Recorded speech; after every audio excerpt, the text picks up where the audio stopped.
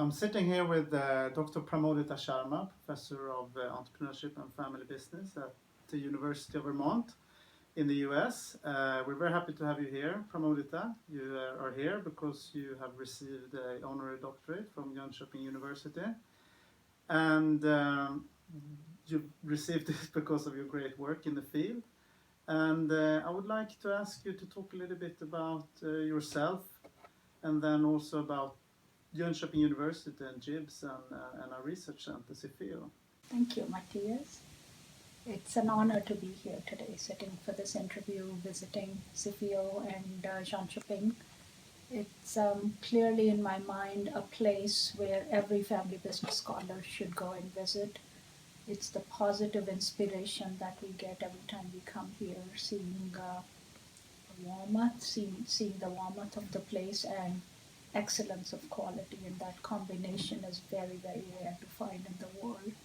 What I really love about the feeling of CeFEO is scholars are pushing each other in positive ways and helping each other in positive ways. So the academic excellence and practical relevance is alive and well in here, which is something very precious for all of us to learn from and do our best in maintaining that spirit.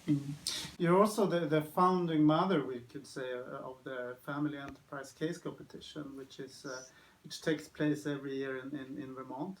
And JIBS, the team from JIBS has won the graduate division, I think, for 3 years in a row. Absolutely. Do you have something that you would like to say about our students? You've seen them now three years in a row in action. Analyzing and presenting cases. Is there something you would like to say?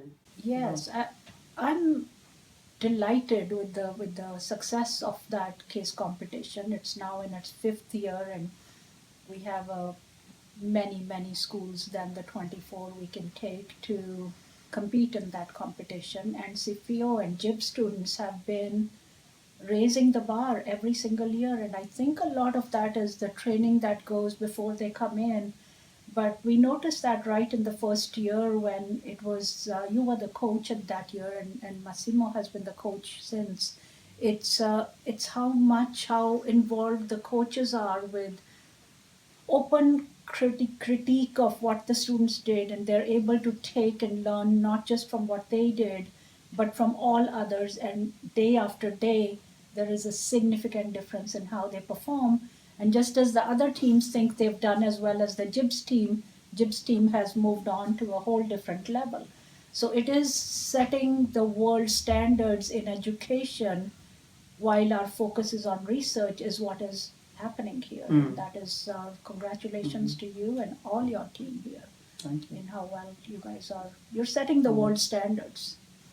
So just have to keep going, I guess.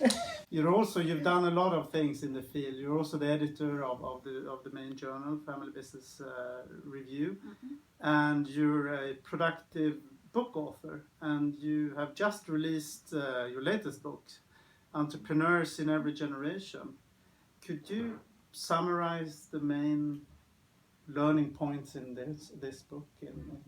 Well, first about the book, I think the two are my job as a journal editor and my move into book writing are tightly interlinked, because as a journal editor you feel being on the production line all the time.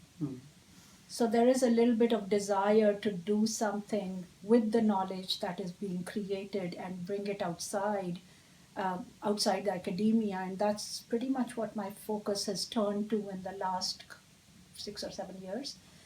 In terms of entrepreneurs in every generation, this is the first book that has been written with the target audience being enterprising families. So whether it is the founder, the successor, the in-laws, the blood relatives, juniors, seniors, we're hoping this will, men, women, we're hoping this will have something for everyone. And what we do is we try to cull out the lessons and observations from the literature to see what are these families doing that are successfully creating generations of leaders and generations of entrepreneurs. So we have practical examples throughout the book, over 100 examples in the book. which we hope will be helpful. Very good. So maybe a little bit of provocative question, but why is it today so important to deliberately work with the development of the next generation of leaders in our many family enterprises? I'll answer this question both for scholars and then for practitioners. For scholars, if we are not deliberate in mindful training, and when I say mindful on scholarly side, it means understanding what quality means on all dimensions and being mindful on the research questions we are focusing on. And if we don't do it, we as in the family business scholars and centers don't do it, there will be opportunistic scholars who will take over the field, who will grow the field very, very quickly, and the tide will be so strong that we will lose the momentum of meaningful research, which is what we have currently. And for enterprising families, every generation wants the next generation to succeed. Whether it is in the business, whether it's outside, and the world is getting very, very competitive. So if we train the next generation or develop every member to be entrepreneurial leader, they will be successful. We're preparing them to be successful regardless of what the context of their choosing is. So I feel there is no option but to help generate each generation, regenerate generation after generation. Thank you. Wise words from Jönköping University's latest Honorary Doctor. I would like to thank you very much, Pramodita Sharma, for taking time to sit down with us and answer these questions. Thank you. Thank you very much. Thank you. Thank you.